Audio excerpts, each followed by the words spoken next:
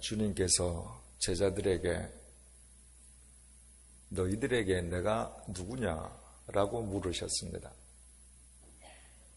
베드로가 대답하기를 주는 그리스도시요 살아계신 하나님의 아들이십니다 라고 대답했습니다. 베드로와 주님의 이 문답은 아무도 없는 허허벌판이나 세상과 격리된 심산계곡에서 이루어진 문답이 아니었습니다.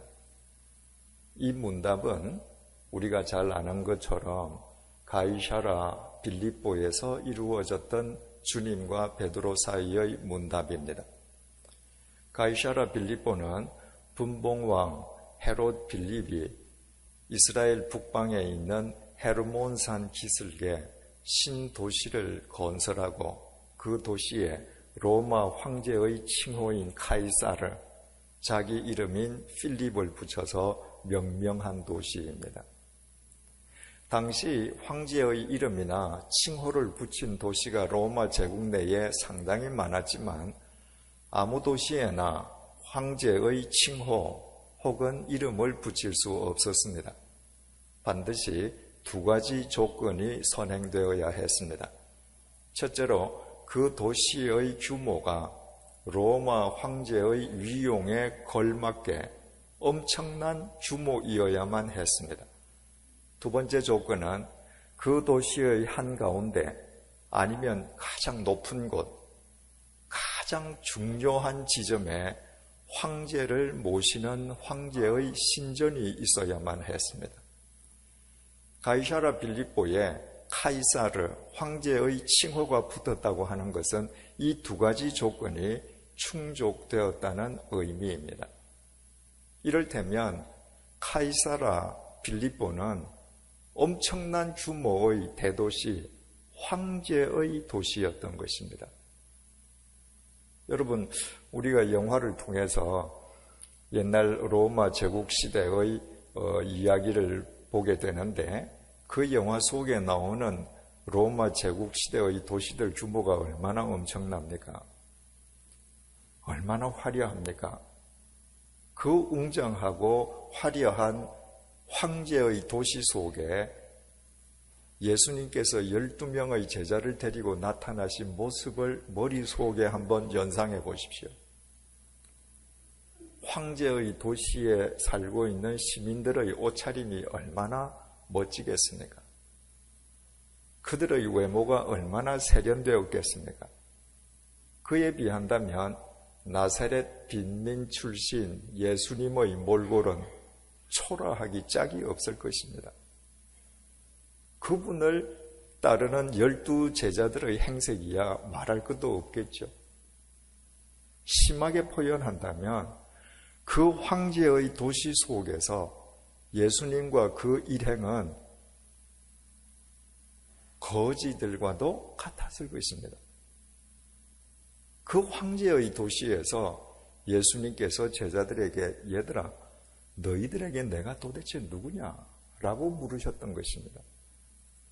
그 황제의 도시에서 베드로가 예수님을 향해서 당신이 그리스도, 구원자이시고 당신이 성자 하나님, 당신이 곧 하나님이라고 고백한 것입니다. 무슨 의미이겠습니까? 저 황제의 신전에서 인간의 경배를 받고 있는 로마 황제가 신이 아니라는 것입니다. 황제가 장악하고 있는 절대 권력, 그의 군사력이 우리를 구원해 줄 수 없다는 것입니다. 당신이 가진 것 없고 초라한 행색이라 할지라도 나사렛 예수, 당신만 우리를 구원해 주실 메시아시고 이 땅에 인간의 몸을 입고 오신 성자 하나님이십니다. 라고 고백한 것입니다. 그 고백을 받으신 주님께서 반석과도 같은 베드로의 그 고백 위에 내가 내 교회를 세우리라 천명하셨습니다. 모든 그리스도인들은 세상의 황제의 논리가 아니라 황제의 논리가 판을 치는 이 세상 속에서 주님을 따르는 사람들이어야 함을 주님의 그 선포가 우리에게 일깨워 주는 것입니다. 주님께서 내가 반석과도 같은 베드로의 그 고백 위에 목사의 교회를 세우겠다고 말씀하시지 않았습니다. 내가 베드로의 고백 위에 장로와 권사들의 교회를 세우겠다고 말씀하시지 않았습니다. 내가 베드로의 고백 위에 헌금 많이 하는 특정인의 교회를 세우겠다고 말씀하시지 않았습니다. 주님께서는 내 교회, my church, 당신의 교회를 세우시겠다고 천명하셨습니다. 이 땅에 있는 모든 교회는 어떤 사람에 의해 세워졌던 어떤 사람들이 교인이든 상관없이 모두가 주님이 주인이신 주님의 교회입니다. 어느 교회이든 특정인이 사람이 주인인 교회다. 주님의 교회일 수 없습니다. 교회는 건물이나 제도가 아니라 주님을 주인으로 모신 사람들의 모임이라고 했습니다.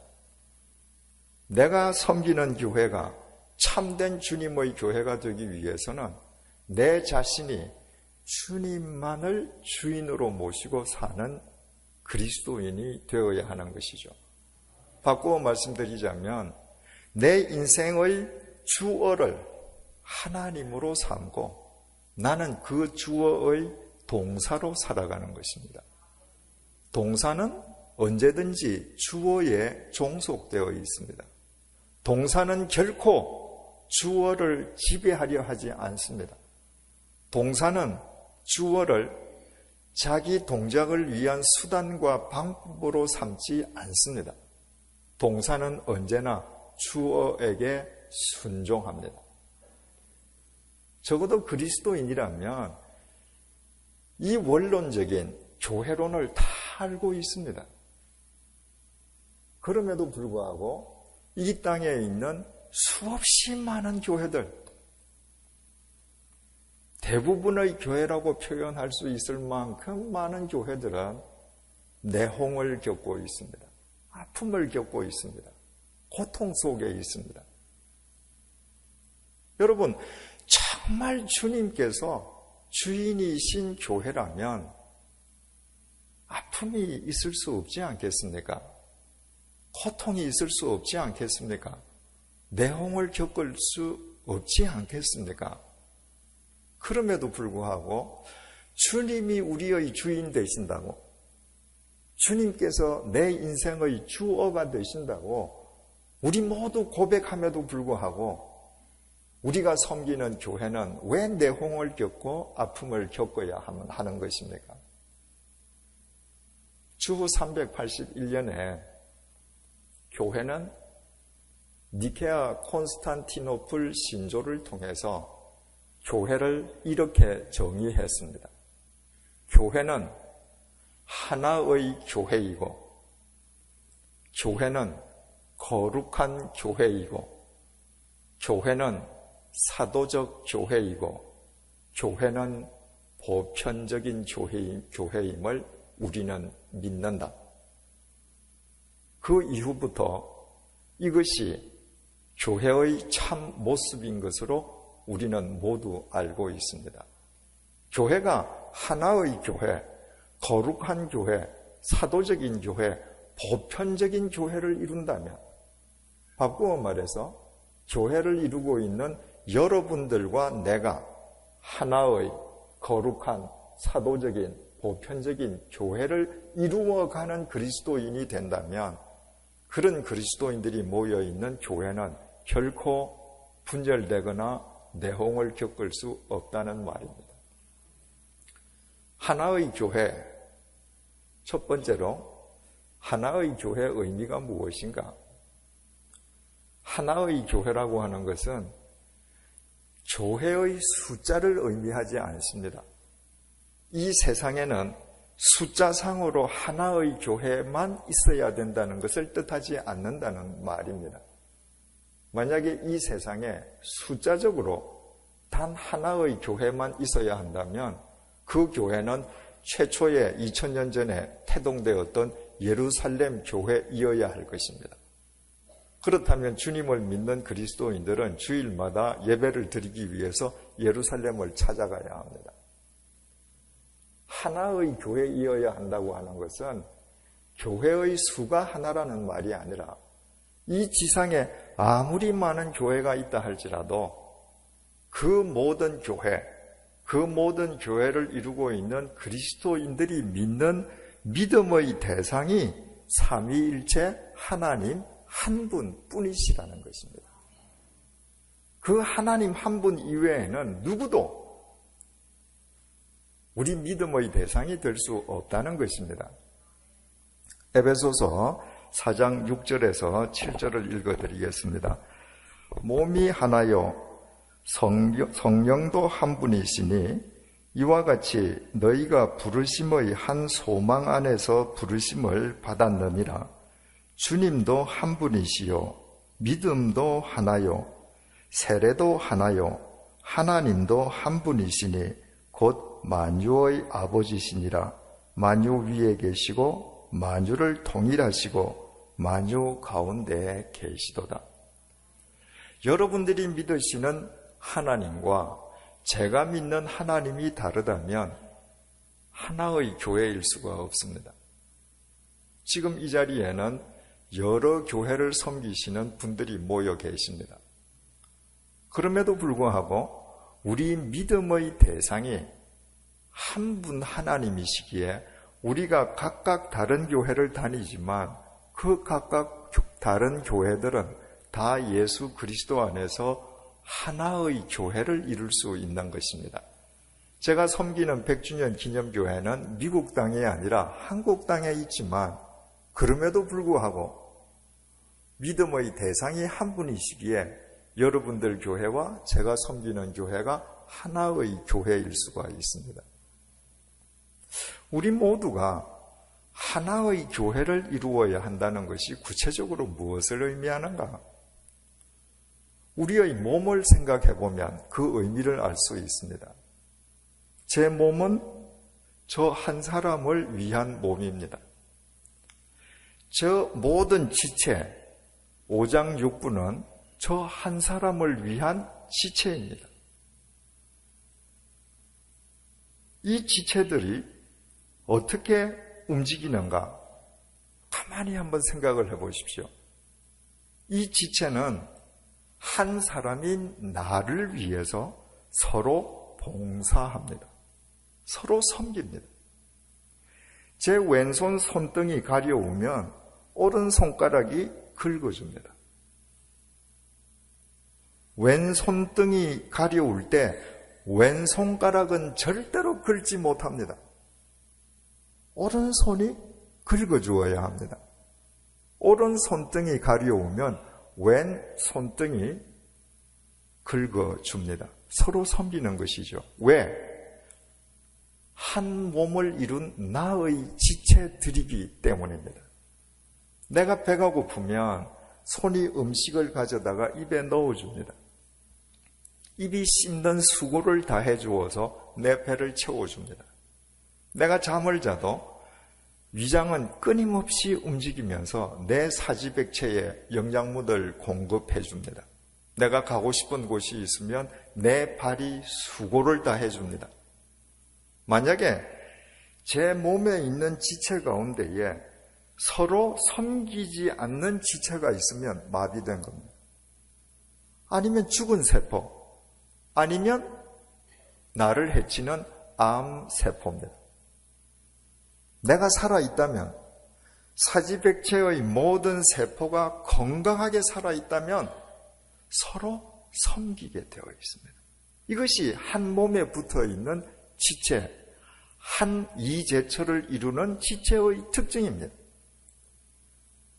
우리 모두가 하나의 교회를 이루고 있다고 하는 것은 우리 모두가 주님의 지체가 되어서 서로 섬기는 자가 되어야 함을 의미합니다. 내가 섬김을 받기만 하고 섬기는 자가 되려 하지 않는다. 그런 사람들이 모여서는 결코 하나의 교회일 수가 없습니다. 주님의 지체가 아닌 것이죠. 주님께서 우리에게 주신 새 계명이 내가 너희를 사랑한 것 같이 서로 사랑하라는 것이거든요. 큰 자가 강한 자를 사랑하라. 돈 많은 자가 가난한 자를 사랑해줘라. 권력이 있는 자가 권력이 없는 자를 사랑하라. 그것이 아닙니다. 서로 사랑하라는 거예요. 가난한 자가 부자도 사랑하는 것입니다. 비천한 사람이 존귀한 사람도 사랑하는 것입니다. 그때에만 그리스도의 한 지체가 되어 하나의 교회를 이룰 수 있는 것입니다. 중요한 사실은 교인 각자가 서로 섬겨서 주님의 한 지체가 될 때에만 교회의 연륜이 거듭될수록, 바꾸어 말씀드리면 세월이 흘러서 그 교회를 이루는 교인들이 나이가 들어갈수록 그 교회는 어른들이 많은 교회가 되게 됩니다. 서로 섬기지 않을 때 연륜이 거듭되고 세월이 흘러가면 그 교회는 노인들만 많은 교회가 됩니다. 여러분, 노인과 어른은 결코 같은 말이 아닙니다. 인간이 어머니의 태 속에서 잉태되어서 죽을 때까지 호칭이 계속 달라집니다. 어머니 태 속에 있을 때는 태아로 불립니다. 갓 태어나면 영아라고 불리죠. 조금 지나면 유아, 갓난 아이 유자를 쓰기도 하고 젖 유자를 쓰기도 하고 유아라고 불립니다. 그러다가 조금 지나면 소년, 소녀로 불리죠. 그 다음에는 청소년으로 불립니다. 청년, 중년,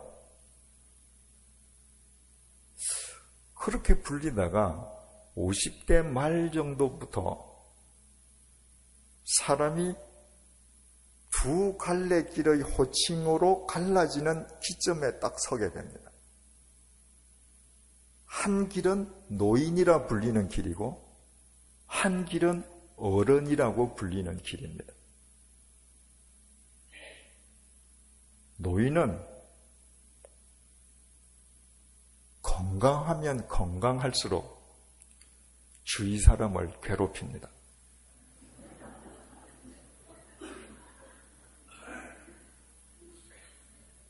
노인의 특성은 자기중심적이에요.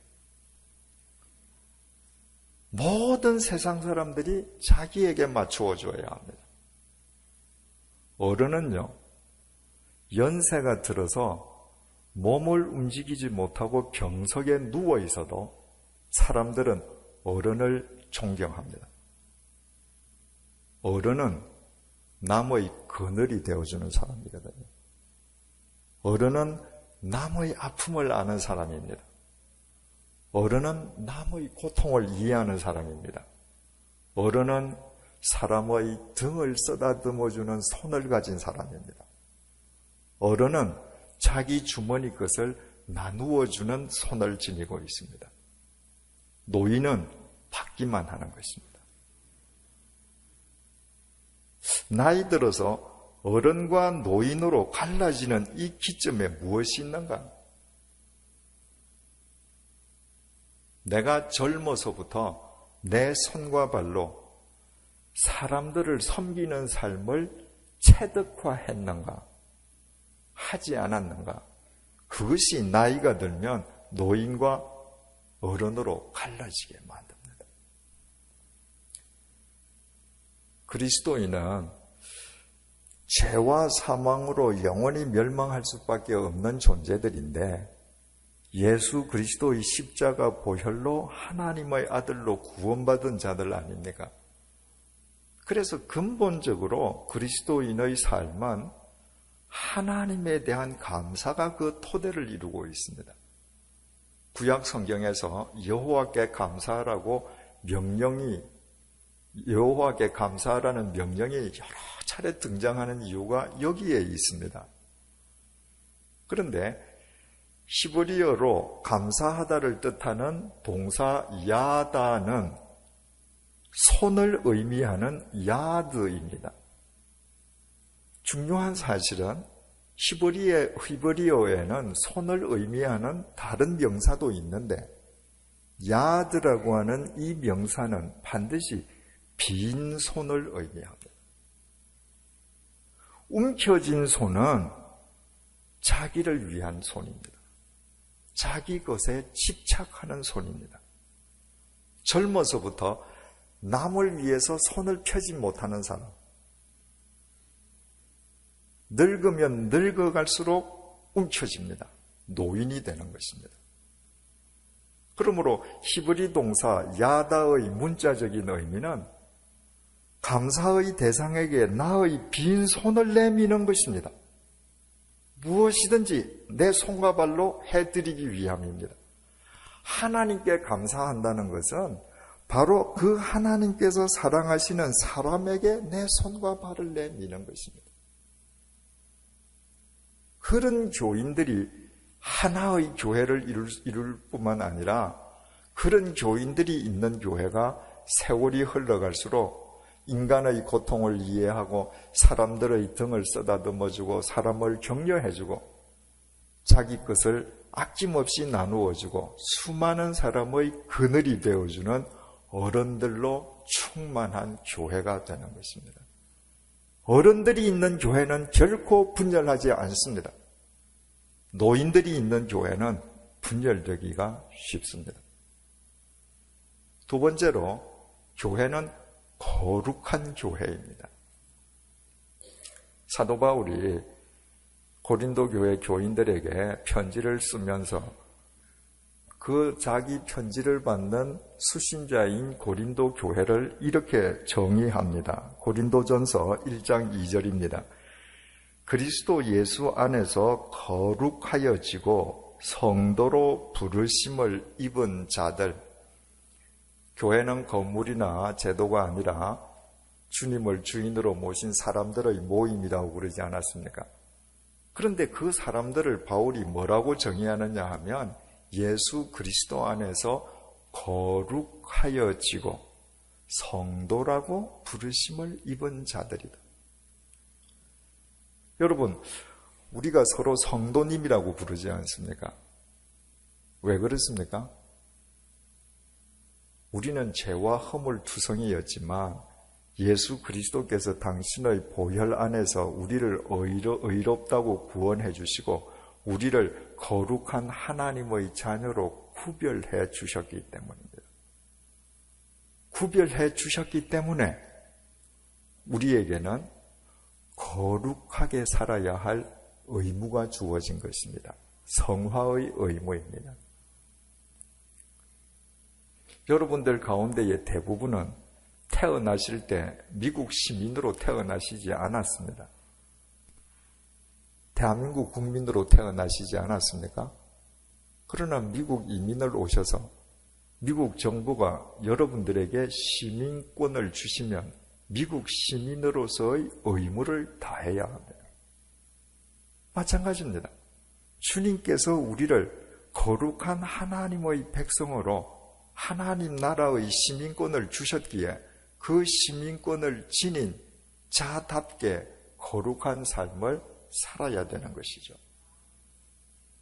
여러분, 교회의 힘은 교인의 머리수나 헌금의 액수나 예배당 크기에서 결코 나오지 않습니다.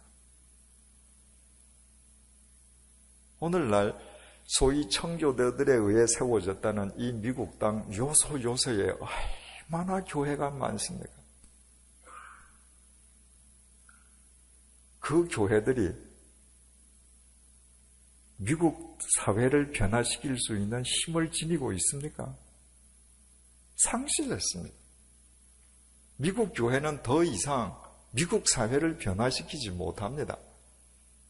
지난해에 미국 시민들에게 실시한 앙케이트 조사 결과를 보니까 나는 크리스찬이 아니다라고 응답한 사람이 50%를 넘었습니다.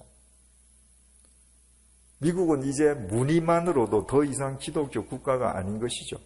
가는 데마다 미국인들 예배당이 있는데 왜 이렇게 되었습니까? 교회가 세속화되면서 거룩을 잃었기 때문입니다. 교회의 힘은 거룩에서 나옵니다. 신약 성경에 나오는 초대 교회들이 결코 웅장한 예배당이 있어서 세상을 변화시킨 것 아닙니다. 그들에게 세상과 구별된 거룩한 힘이 있었던 것입니다. 그 힘이 로마 제국을 뒤집어 놓았습니다. 제가 98년부터 2001년까지 3년 동안 제네바 한인교회를 섬겼습니다. 제네바 한인교회 교인들 가운데에 전문 성악인들이 있었습니다. 그래서 제네바 극장에 오페라 단에 소속되어서 활동하던 분들이 있었는데 그분들 중에서 그 유명한 제네바 콩쿠르에 나간 분들이 있었습니다. 제네바 콩쿠르는 뮌헨 콩쿠르, 브라셀 콩쿠르, 그리고 프라하 콩쿠르와 더불어서 세계에서 가장 오래된 콩쿠르입니다. 그러니까 제네바 콩쿠르에는 세계 성악인들이 거의 다 모이죠. 제가 섬기는 교회 교우님들이 그 콩쿠르에 참석했기에 저는 그 해 제네바 콩쿠르의 예선, 본선, 결선을 다 직접 가서 참관을 했습니다. 왜냐하면 저희 교회 교인이 결선까지 진출을 했거든요. 예선과 본선은 제네바 음악원의 큰 살롱에서 열렸습니다. 큰 살롱이라고 해봐야 한 200여 명 들어가는 방입니다. 앞 무대에 피아노가 한 대 있고 출전하는 성악인들이 차례대로 나가서 피아노 반주에 맞추어서 노래를 하는 것입니다. 그러니까 저 같은 문외한은 그 방에 앉아서 누가 노래를 잘하는 것인지 어느 분이 뽑힐 것인지 전혀 알 수가 없죠.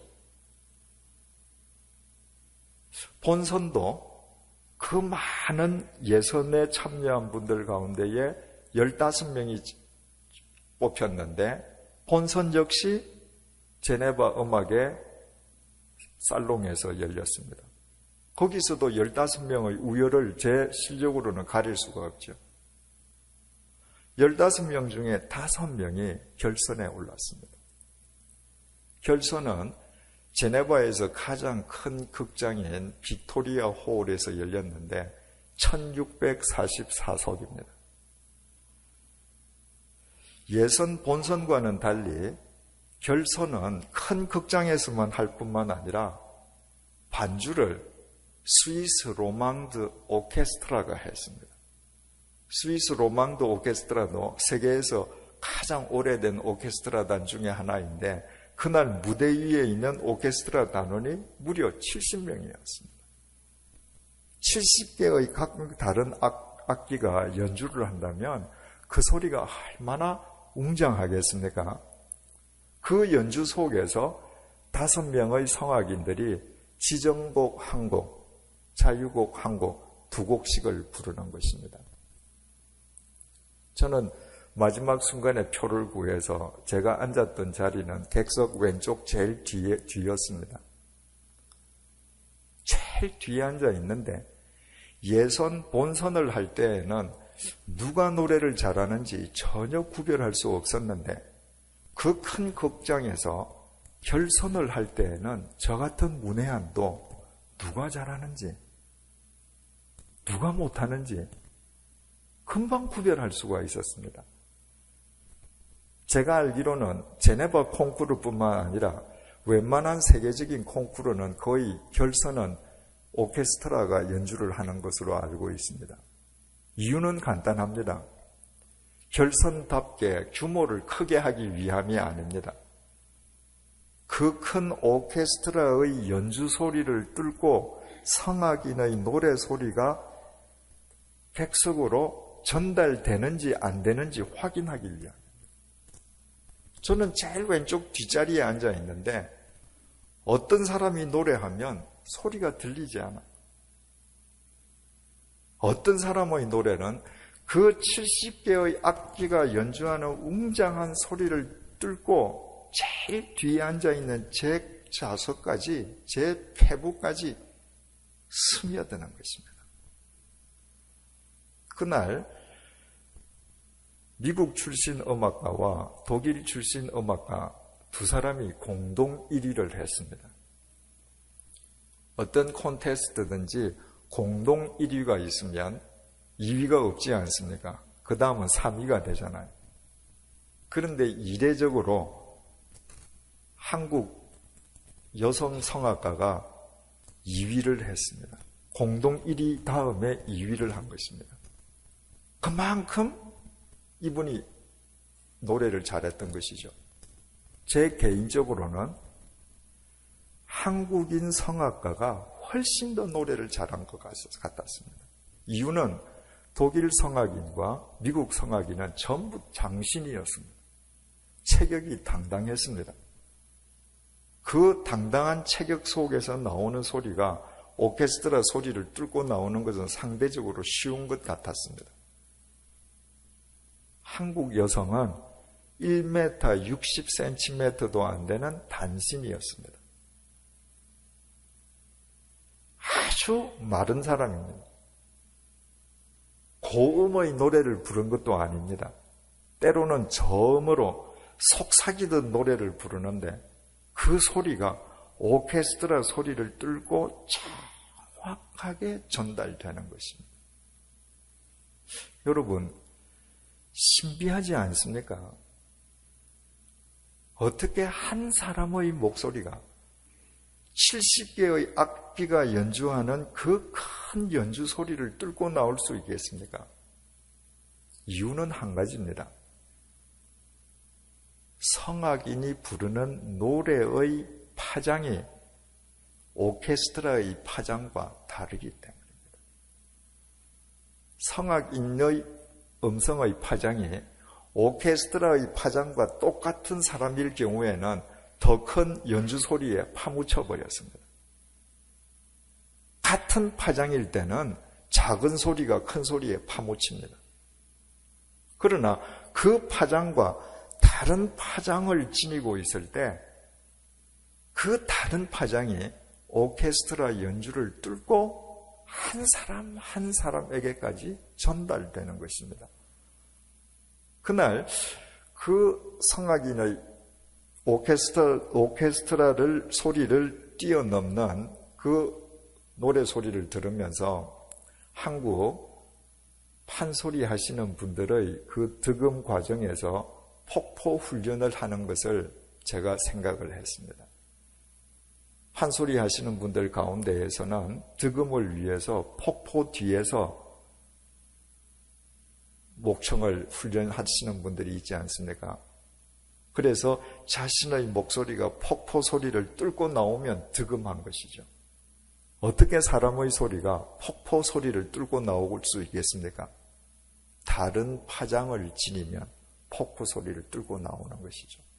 저는 예전에 폭포 소리를 뚫고 나오는 파장을 지닌 그 판소리 하시는 분의 소리를 바로 면전에서 들었던 적이 있습니다. 온 몸이 전율하는 것 같은 감동을 받았습니다. 세상과는 다른 파장이었기 때문입니다.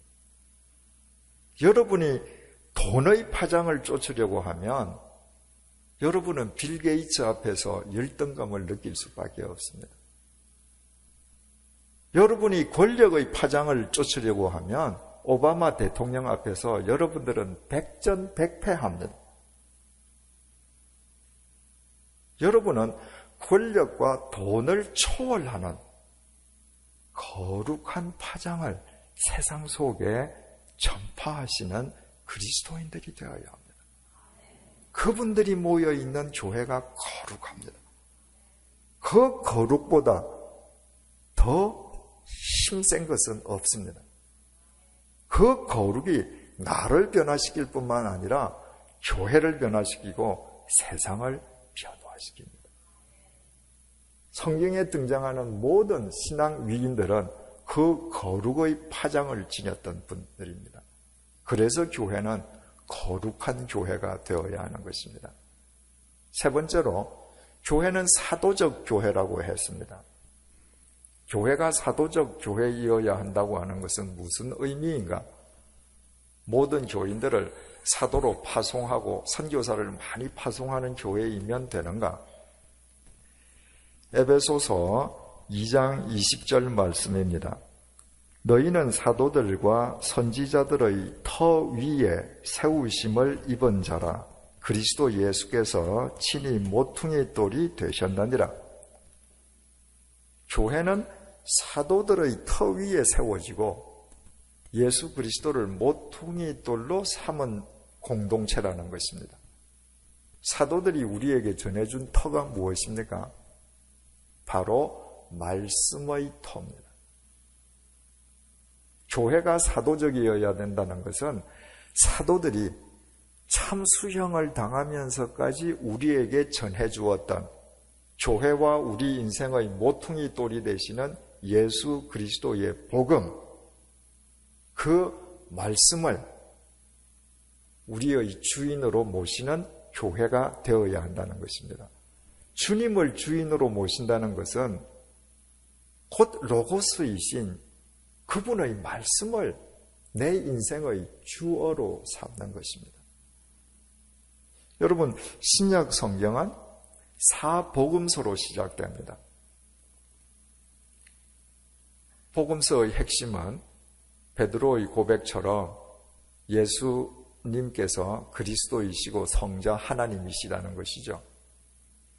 그 복음서 다음에 사도행전이 이어집니다. 사도행전은 이 땅 위에서 교회가 어떻게 태동되고 어떻게 발전되었는지 교회의 역사를 보여주는 기록입니다. 성경의 이 순서가 중요합니다. 언제든지 가장 앞서야 할 것은 복음, 말씀입니다. 어떤 경우에도 교회가 복음을 앞서면 안 됩니다. 교회가 중요하다면 그 자체가 중요해서가 아니라 가장 중요한 복음의 통로가 되기 때문에 교회가 중요한 것입니다.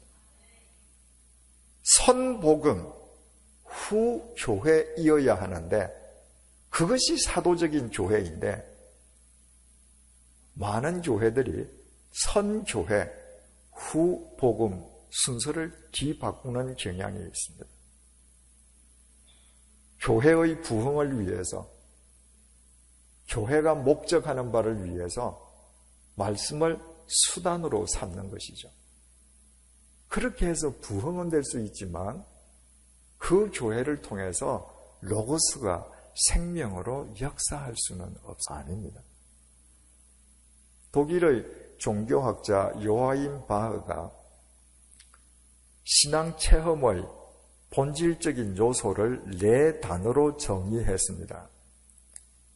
첫 번째 단어가 궁극성, 얼티머스입니다.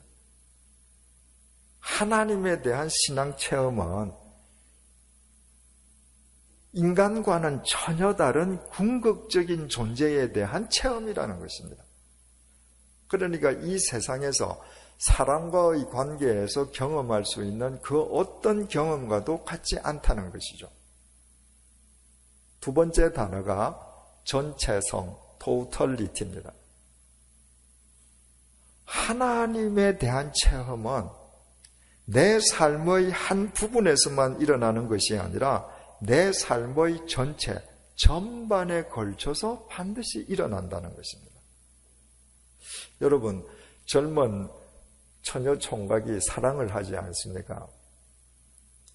그래서 총각이 처녀에게 사랑을 고백했는데 처녀가 그 고백을 받아들였습니다. 나도 당신을 사랑합니다. 그리고 집에 돌아가는 총각의 모습을 머릿속에 한번 그려보십시오.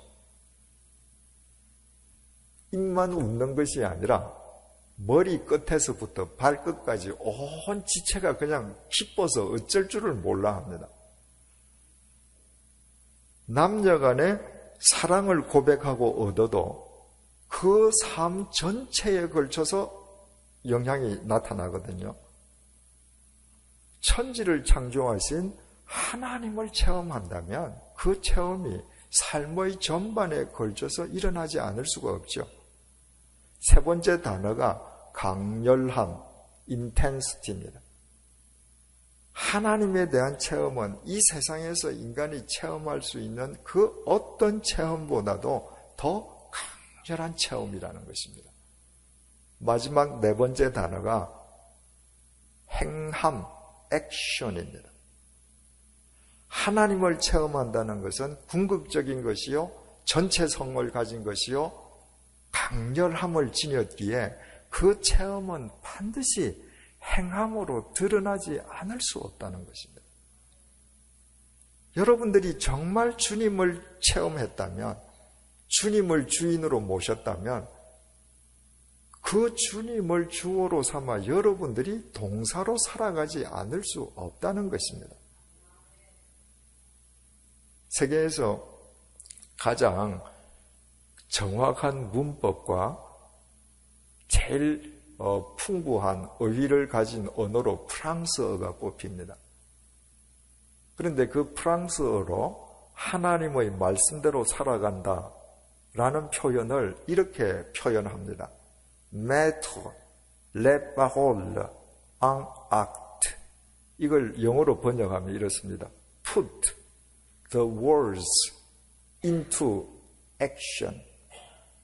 하나님의 말씀대로 살아간다는 것은 나의 액션 속에 하나님의 말씀을 집어넣는 거라는 겁니다. 내 손에 하나님의 말씀을 집어넣는 거예요.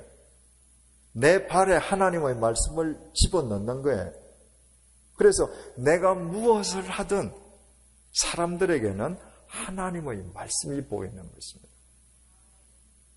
요즘 그 한국에서 발행되는 동아일보를 보면 예전에 국정원장을 지내셨던 이종찬 선생의 그 회고록이 매주 연재되고 있습니다. 그 회고록에 보면 이미 아시는 분은 아시겠지만은 예전에 잘 알려져 있었던 한 사실이 다시 게재된 것을 알게 됩니다. 박정희 대통령 시절에 미국의 존슨 대통령이 한국을 방문했습니다. 그때는 시내에 특급 호텔이 없었기 때문에 만찬이 워커힐에 한 별도의 빌라에서 있었습니다. 만찬 도중에 갑자기 정전이 된 겁니다. 미국 대통령을 모시고 식사하는 자리에서 정전이 됐다. 이 참 망신이죠. 그런데 정전이 되는 순간에 뭐가 후다닥 하는 소리가 났는데 아무도 그게 무슨 소리인지 몰랐습니다. 한참 있다가 불이 들어왔습니다.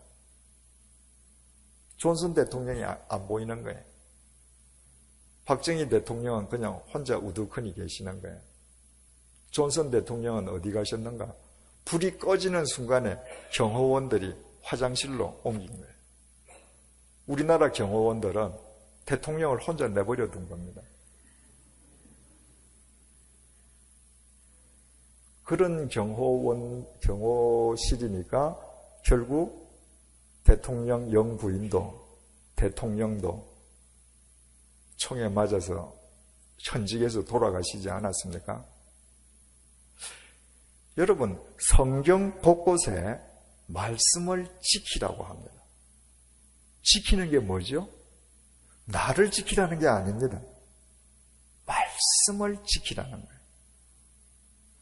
미국 대통령의 경호원들이 미국 대통령을 지키기 위해서 자기 생명을 던지듯이 이 말씀이 드러나기 위해서 나의 행동으로 그 말씀을 지키라는 것입니다. 그러면 그 말씀이 나를 지키거든요. 내가 그 말씀을 내 손발로 지키면 내 손발을 통해서 그 말씀이 인카네이션, 육화, 육신을 입는 것입니다. 그 교회가 세상을 살리지 않겠습니까? 그런 그리스도인들이 사람의 인생을 새롭게 해주는 주님의 통로가 되지 않겠습니까? 사도 바울 선생이 3차 전도 여행을 하면서 내가 이제 내 인생을 마지막으로 던질 곳이 로마 제국의 수도 로마구나 하는 사실을 깨달았습니다. 이제부터 만나는 사람을 다시는 이 지상에서는 못 보는 거죠. 그래서 에베소의 장로들을 밀레도로 불러서 자기 나름대로 이 세상에서 마지막 유언의 말을 던져 주었습니다. 이제 다시는 이 땅에서는 못 볼 거니까요.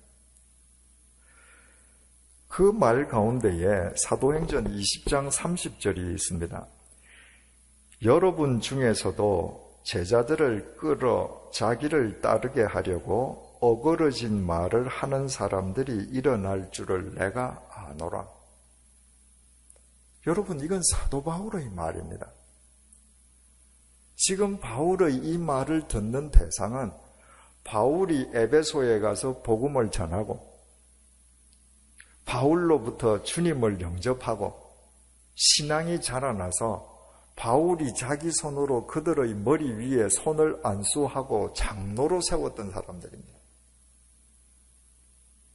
그런데 자기 손으로 장로를 세운 사람들을 앉혀놓고 이제 이 세상에서 작별하는 마지막 유언을 남긴다면 덕담을 해줘야 되지 않습니까? 나는 이제 여러분들 다시 못 봅니다. 그러나 내가 떠나간 뒤에 여러분들 모두 내가 그러했던 것처럼 여러분들도 하나님의 말씀을 지키기 위해서 여러분들의 생을 던질 줄로 나는 믿습니다. 이러고 가야 되지 않겠습니까? 그런데 뭐라고 얘기하느냐 하면 너희들 중에 자기를 따르게 하려고 어그러진 말을 하는 사람이 반드시 나타날 줄 내가 안다. 이러고 떠났습니다. 어그러진 말이라는 게 헬라 말로 디아스트레포, 왜곡시킨다는 말입니다. 너희들 가운데에 하나님 말씀의 동사가 되는 것이 아니라 자기 욕망을 위해서, 자기 야망을 위해서 말씀의 주어가 되어서 말씀을 왜곡시키는 사람들이 나올 줄을 내가 안다. 경고였죠. 우리는 다 죄성을 지니고 있습니다. 내가 정말 하나님의 말씀에 나를 비끌어매려고 하는 굳은 의지를 날마다 실행하지 않으면 우리는 언제든지 하나님의 말씀을 왜곡하는 어리석음을 나도 모르게 범할 수 있습니다. 왜 그런지 아십니까? 우리 모두가 아담과 하와의 후예들이기 때문입니다. 사탄이 하와에게 말하지 않습니까? 유혹하는 거죠. 야, 하나님께서 이 동산 모든 실과 진짜 다 먹지 못하게 하셨냐? 아니죠. 하나님께서는 다 먹으라고 하셨죠. 선악과만 먹지 말라는 거죠. 그런데 그 말을 듣고 이미 하와가 사탄에게 마음을 빼앗긴 거죠. 뭐라고 대답합니까? 하나님께서 이 선악과는 만지지도 말고 먹지도 말라 그러셔서 먹으면 죽을까 하노라 하셨느니라. 하나님께서는 정령 죽으리라 말씀하셨거든요. 이미 하와의 마음속에 먹고 싶은 마음이 있으니까 설마 죽을까? 하나님의 말씀을 뒤집는 것이죠. 우리는 그 후예들입니다. 그래서 내가 하나님의 말씀에 열심을 낸다고 하면 할수록 실은 하나님의 말씀을 뒤틀기가 참 쉽다. 하나님의 말씀을 쫓아 산다는 것은 이 말씀으로 날마다 나를 부인해가는 것이다. 날마다 말씀을 지키는 것이다. 그래서 내가 보이는 것이 아니라 말씀이 보이게 하는 것이다. 그때 우리 각자는 사도적인 그리스도인이 되고 우리 교회는 세상을 살리는 사도적인 교회가 되는 것입니다. 콘스탄티노플 신조의 교회의 정의의 마지막 단어는 교회는 보편적인 교회라는 것입니다. 니케아 콘스탄티노플 신조가 라틴어로 기록되어 있거든요. 그런데 우리말 보편적인 교회라고 번역된 이 용어가 라틴어 원문에 에클레시암 카톨리감이라고 기록되어 있습니다. 에클레시암 카톨리감이라는 것을 영어로 번역하면 캐톨릭 처치입니다. 모든 교회는 캐톨릭 처치가 되어야 된다는 것입니다. 그런데 로마 천주교회가 처음부터 캐톨릭 처치라는 말을 썼기 때문에 1517년에 떨어져 나온 개신교는 그 용어를 쓰지 않기 위해서 이 에클레시암 카톨리감을 유니버설 처치라고 번역을 했습니다. 캐톨릭 처치나 유니버설 처치나 우리말로 번역하면 둘 다 똑같이 보편적인 교회입니다. 보편적인 교회가 뭔가? 남녀노소 빈부 귀천이 차별되지 아니하고 모두가 한데 어우러지는 교회이어야 한다는 것입니다. 여러분, 오늘날 미국 땅에서 보편적인 교회를 만나보기가 쉽습니까? 백인 교회와 흑인 교회가 따로 있습니다.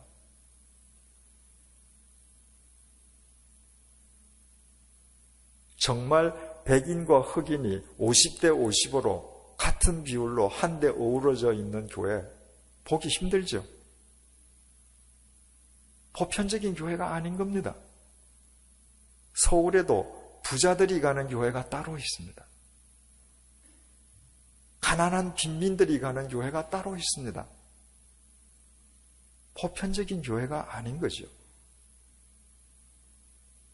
지금도 보편적인 교회를 만나보기가 어려운데 쉽지 않은데 2000년 전에 교회가 보편적인 교회를 이룬다. 이거는 혁명적인 것이었습니다.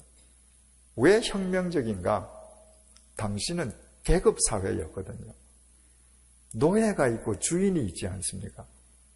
그런데 노예와 주인이 교회에서 한데 어우러져서 주님의 몸된 교회를 이룬다.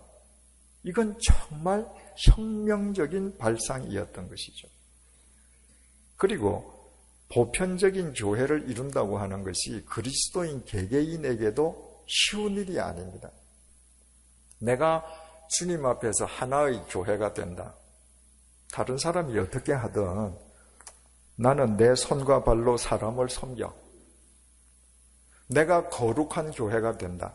세상은 다 모로 가도 나는 예수님을 따라서 거룩한 파장을 발할 거야. 사도적 교회, 세상 사람들은 주님의 말씀을 디아스트레포, 어그러뜨려도 나는 그 주님의 말씀을 내 손발에 넣고 말씀의 경호원이 될 거야. 이것은 모두 개인적인 영성의 문제입니다. 그런데 함께 어우러져서 보편적인 교회를 이룬다는 것은 인간관계의 문제입니다. 세상에서 가장 어려운 것이 인간관계 아닙니까? 그런데 그 인간관계에서 이념, 나이, 학벌, 직업, 연령, 지역 출신 따지지 말고 한데 어우러져서 보편적인 교회를 이루어야 한다. 이건 정말 지극하게 어려운 일이죠. 그런데도 왜 교회가 보편적인 교회를 이루지 않으면 안 되는가? 우리가 주님으로 모신 예수 그리스도께서 특정 부류를 위해서 오신 것이 아니라 만민의 구원자로 오셨거든요. 그래서 나 같은 사람도 구원받게 된 것입니다. 뿐만 아니라 주님께서 이 땅에 계실 때 주님 주위에 모든 부류의 사람들이 한데 어우러져 있었거든요. 주님의 제자들 가운데에는 열심당원 시몬이 있었는가 하면 세리 마태가 있었습니다. 시몬은 무력을 사용해서 로마 제국을 몰아내고 정치적인 자유를 쟁취해야 된다고 믿는 혁명분자였습니다. 반대로 마태는 유대인들로부터 세금을 짜내어서 중간에서 착복하고 로마 제국에 바치는 불의한 세리였습니다. 열심당원 시몬의 입장에서 보면 유대인들로부터 고혈을 짜서 로마 제국에 바치는 불의한 세리 마태는 반드시 제거해야 될 공적 1호였습니다. 마태의 입장에서 보면 시몬은 천하 대세를 알지 못하고 칼 한 자루로 독립을 얻겠다고 날뛰는 철부지 어린아이에 불과했죠. 이 두 사람은 절대로 한자리에 앉을 수 없는 사람들이었습니다. 그런가 하면 갈릴리의 가난한 어부 베드로, 아리마대 지방의 재벌 요셉, 비천한 창녀, 존귀한 신분 니고데모, 이 세상에서는 절대 한 식탁에도 앉을 수 없는 사람, 얼굴을 대면할 수도 없는 부류의 사람들이 예수 그리스도 안에서는 예수 그리스도 때문에 예수 그리스도를 힘입어 모두 한데 어우러져서 보편적인 교회를 이루었습니다. 그렇기 때문에 그 주님을 주인으로 모셨다면 이 땅의 모든 교회는 보편적인 교회가 되어야 하는 것입니다. 중요한 것은 교회가 보편적인 교회를 이룰 때에만 비로소 하나의 교회, 거룩한 교회, 사도적인 교회도 결과적으로 이루어질 수 있다는 것입니다.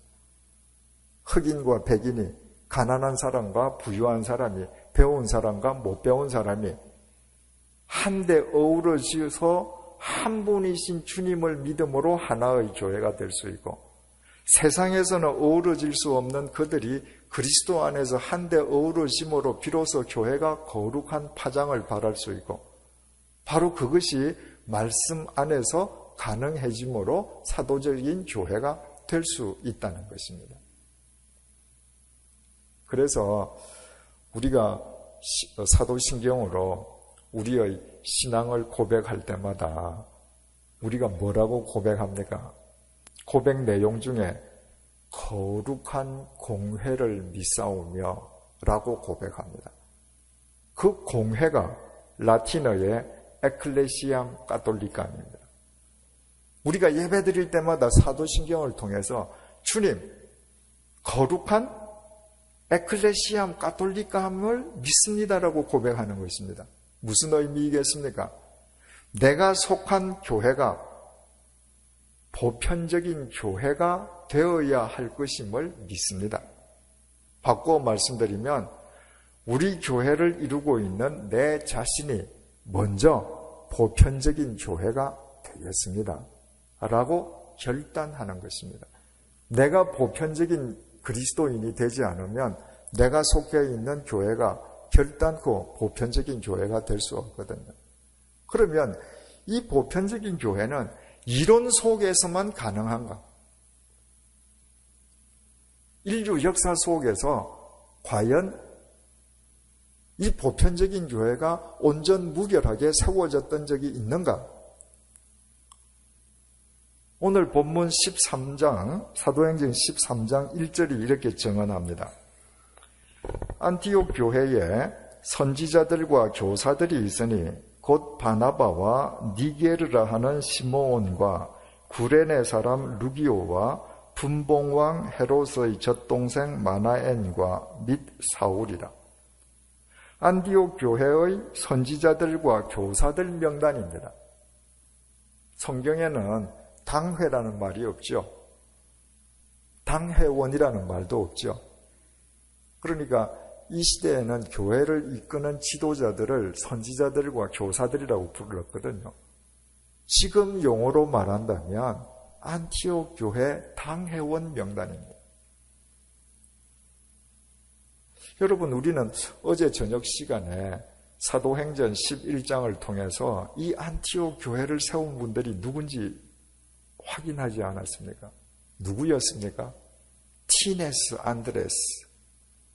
자기 이름을 밝히지 않는 겸손한 익명의 그리스도인들이었습니다. 그 사람들이 용기 있게 이방 땅 안티옥에 가서 복음을 이방인에게도 과감하게 전함으로 2000년 기독교 역사상 가장 중요한 획을 끊는 시리아의 안티옥 교회가 지상에 출현했습니다. 그런데 사도행전 13장 1절에 안티옥 교회의 당회원 명단이 있는데 티네스 안드레스가 없습니다. 우리가 상식적으로 생각한다면 사도행전 13장 1절에도 안티옥 교회를 세운 그 어떤 사람들이 이렇게 해야 되지 않겠습니까? 무엇을 의미합니까? 자기를 가리고 안티옥 교회를 세우는 주님의 도구로 썼던 그분들은 안티옥 교회를 계속 다니지만 그들은 계속 뒤에서 다른 사람을 밀어주는 역할을 합니다. 그리고 자기들보다 더 능력 있는 선지자들과 교사들을 교회의 전면에 배치해서 그들로 하여금 교회를 이끌어가게 합니다. 만약에 그 교회를 세운 티네스 안드레스가 이 세상 죽을 때까지 교회를 좌지우지하려고 했더라면 지금 이 명단에 들어있는 사람들과 같은 사람들이 함께 모여들어서 보편적인 교회를 이루지 못했을 것입니다. 예수님께서 요한복음 15장 1절에서 나는 포도나무고 너희들은 가지다 라고 말씀하시지 않습니까? 그 포도나무 비유를 흔히 교회론으로 해석합니다. 아까 말씀드렸듯이 교회는 주님의 몸된 주님의 지체들이라는 것이죠. 펠리세이드 교회도 초대교회도 또 100주년 기념교회도 다 주님의 몸된 교회의 지체들입니다. 또 펠리세이드 교회 한 교회를 놓고 보면 그 교회가 각각 교인들이 주님의 몸된 지체들인 것이죠. 그런데 주님께서 교회를 설명하실 때 왜 나무에 비유하셨는가? 무슨 화려한 대리석으로 표현하시거나 다른 황금으로 표현하시지 않고 왜 나무로 표현하셨는가? 여러분, 나무를 가만히 생각을 해보십시오. 땅 속에서 순이 나오고 줄기가 나오지 않습니까? 그리고 첫 번째 가지가 나오죠. 두 번째 가지가 어디에 들어붙습니까? 첫 번째 가지 밑으로 붙는 것이 아니라 두 번째 가지는 첫 번째 가지 위로 올라갑니다. 세 번째 가지는 더 위에 올라갑니다. 어떤 나무든지 제일 윗자리는 제일 마지막에 나온 가지가 차지합니다. 첫 번째 나온 가지는 언제나 제일 밑자리입니다. 나무를 보면 첫 번째 가지는 거의 보이지 않습니다. 가장 두드러져 보이는 가지는 위에 있는 가지들입니다. 보편적인 교회를 이루는 기본 원칙이 뭔가? 오래된 교인들, 교회가 세워질 때 주님의 도구로 쓰임받았던 교인들일수록 밑가지가 되는 것입니다. 누구든지 들어와라. 누구든지 들어와서 마음껏 봉사하라. 우리가 밑가지가 되어줄게. 그리고 새로 들어온 교인들이 더 열심으로 주님을 섬기면서 가장 두드러져 보이는 윗가지가 되게 하는 교회. 그 교회가 보편적인 교회의 토대를 이룰 수 있는 것입니다. 안티옥 교회 명단을 한번 보십시다. 안티옥 교회의 선지자들과 교사들이 있으니 곧 바나바와 첫 번째 당회원 이름이 바나바입니다. 바나바는 사이프러스 구보로 출신의 정통파 레위인입니다. 예루살렘 모 교회가 안티옥으로 파송했던 초대 목사지요. 당연히 당회원이 될 자격을 가지고 있습니다. 두 번째 인물이 니게르라 하는 시므온입니다.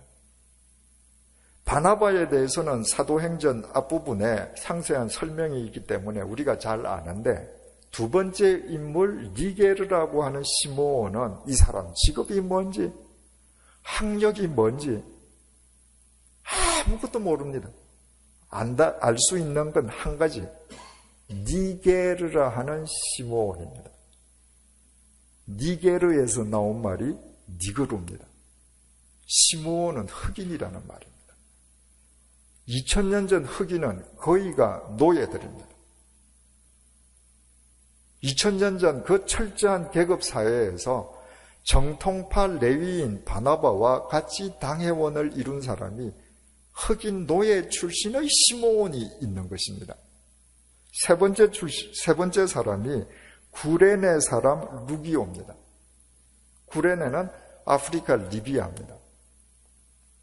아프리카 리비아 출신이라는 것 이외에 아무것도 모릅니다. 어제도 말씀드렸지만은 아프리카 루기오에서 이민을 간다면 뭔가 제대로 잘 할 수 있는 분이라면 로마 제국의 수도 로마로 가야 되지 않겠습니까? 여러분들이 미국으로 이민 오신 이유는 미국이 세계에서 가장 강한 나라이기 때문이 아닙니까? 가장 부자 나라이기 때문이 아닙니까? 그런데 이 아프리카 출신 루기오는 안티옥으로 갔단 말이죠. 그러니까 이분도 리비아 출신이라는 것 이외에는 딱히 뭔가 내세울 만한 게 없는 분입니다. 네 번째 인물이 분봉왕 헤롯의 젖동생 마나엔.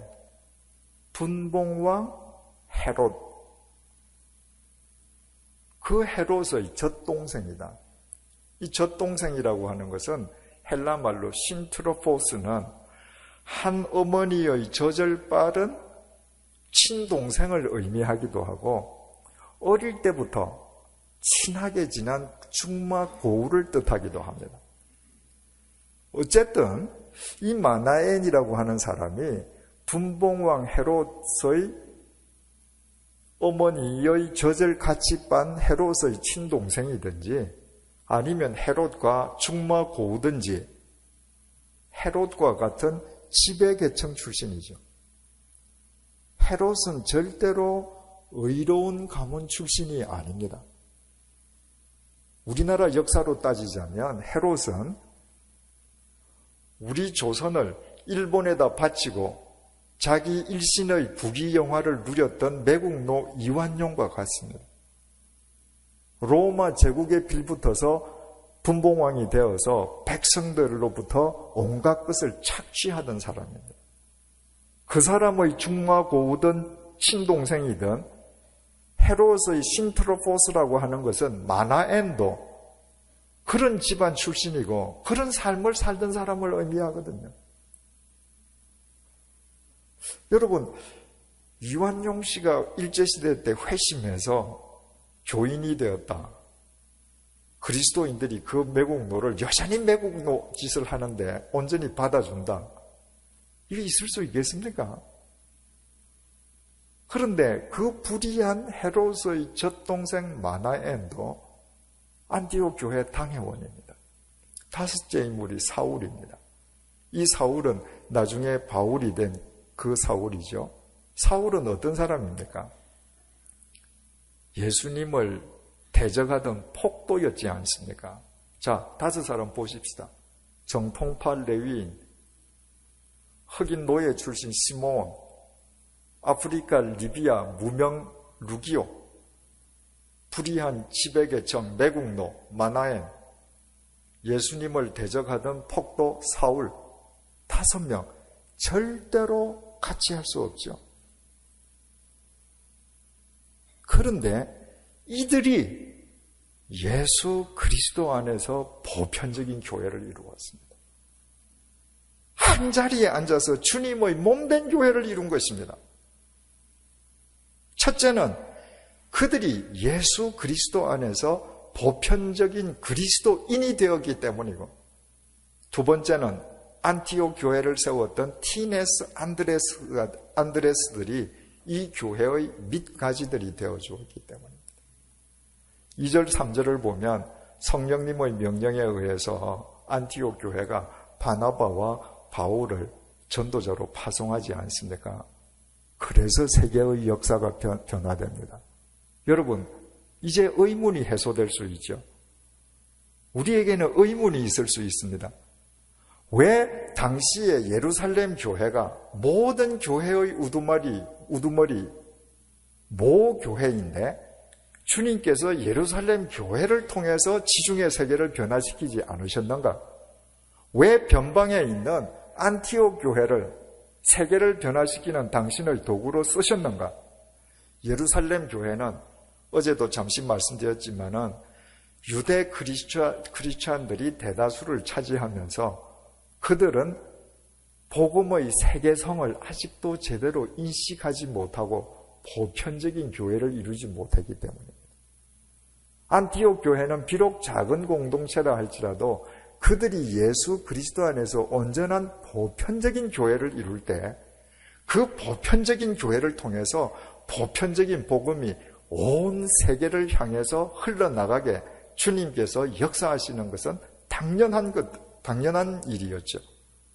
그러므로 이 안티옥 교회 당회원들, 이 교회를 세운 분들, 이 교회 교인들 위대한 보편적인 그리스도인들이 아닐 수 없습니다. 그렇다면 현실 속에서 보편적인 교회를 이룬 그 예가 고작 성경에 있는 예뿐인가? 그건 성경에 있는 이야기이지 이 시대 속에서, 현실 역사 속에서 과연 이렇게 정통파 레위인과 흑인 노예, 또 불의한 매국노, 이런 사람들이 어우러져서 보편적인 교회를 이룬 그런 예증이 과연 기독교회사에 있는가? 있습니다. 제가 섬기는 100주년 기념교회가 관리하는 양아진 외국인 선교사 묘원에는 초기 조선반도에 오셔서 복음을 전하시다가 조선반도에서 순직하신 선교사님들이 145분이 안장되어 있습니다. 그분들 중에서 제가 개인적으로 가장 존경하고 한국 그리스도인들에게 가장 덜 알려진 선교사님 가운데에 세뮤엘 무어 선교사님이 있습니다. 이 세뮤엘 무어 선교사님이 곤당골, 지금 서울 소공동 롯데호텔 근처에 교회를 세우시고 아이들에게 교회 학교를 시작을 했습니다. 그런데 그 아이들 가운데에 봉줄이라는 아이가 있었습니다. 이 아이에게는 이름이 없이 그냥 사람들이 봉줄이라고 불렀던 것입니다. 나중에 그 아이 이름을 이 무어 선교사님이 박서양이라고 지어주는데요. 그 아이가 하루는 와서 자기 아버지가 장티푸스에 걸려서 지금 죽어간다는 거예요. 그 아버지는 박씨였는데 이름이 없는 백정이었습니다. 조선시대의 백정은 어린아이도 하대를 하지 않았습니까? 사람이 아니었죠. 그러니까 이름도 없는 겁니다. 이름 없는 최하층민 백정이 장티푸스로 죽어가는데 누가 돌봐줍니까? 무어 선교사님이 가셨습니다. 그 백정을 간호해 주시는데 당신은 의사가 아니시거든요. 하루는 당신이 잘 아시는 에비슨 선교사님 의사였습니다. 그 선교사님을 모시고 백정 박씨에게 갔습니다. 에비슨 선교사는 후에 세브란스 병원을 설립하신 분이시고 당시에는 고종 황제의 의이였습니다. 왕의 의사가 백정을 찾아온 것입니다. 나았습니다. 이 박 씨가. 이해가 안 되는 것이죠. 어떻게 저 코쟁이 선교사님이 왕의 의사이신데 나 같은 백정을 찾아왔을까? 거기에 감동해서 이 백정 박 씨가 사무엘 무어 선교사님이 목회하시는 곤단골 교회를 나가기 시작했습니다. 곤단골 교회에 양반들이 많았습니다. 처음에는 이 박 씨가 백정이라는 사실을 모르다가 백정이라는 사실을 알고 나서 백정을 쫓아내어 주기를 원했습니다. 사무엘 선교사님이 거절을 했습니다. 그랬더니 이 양반 그리스도인들이 그러면 자리를 구별해달라 그랬습니다. 앞자리는 우리 양반들이 앉고 백정은 저 뒷자리에 앉혀다. 그것도 안 된다. 교회는 만인을 위한 예배 처소다. 그랬더니 이 양반들이 백정하고 예배를 드릴 수 없다고 나갔습니다. 나가서 창덕궁 옆에 홍문동 교회를 따로 세웠습니다. 이 백정이 얼마나 미안하겠습니까? 자기 때문에 교인들이 양반들이 나갔단 말이죠. 이 백정이 서울에 있는 백정뿐만 아니라 특히 수원에 백정들의 집단 촌락이 있었는데 경기도 일대를 다니면서 백정들에게 전도하기 시작했습니다. 이 백정들이 곤단골 교회로 모여들었습니다. 나갔던 양반들이 가만히 생각해 보니까 자기들의 행동이 옳지 않거든요. 양반들이 되돌아왔습니다. 그리고 그 교회가 승동으로 옮겨서 승동교회가 되었습니다. 중앙교회라는 간판을 달았다가 나중에 승동교회가 된 것이죠. 그 백정에게 사무엘 무어 선교사님이 박성춘이라는 이름을 지어주었습니다. 박성춘 그 백정이 승동교회 장로가 되었습니다. 3년이 지나서 왕손 당회에 백정과 왕손이 함께 머리를 맞대고 당회를 구성한 것입니다. 사도행전 13장 1절 말씀이 그대로 초기 승동교회에서 이루어진 것입니다. 그때 그 교인들은 100명이 되지 않았습니다. 그럼에도 불구하고 주님께서는 그 교회를 당신의 도구로 쓰셔서 이 땅에서 백정이 해방되고 신분을 철폐하는 당신의 도구로 쓰셨습니다.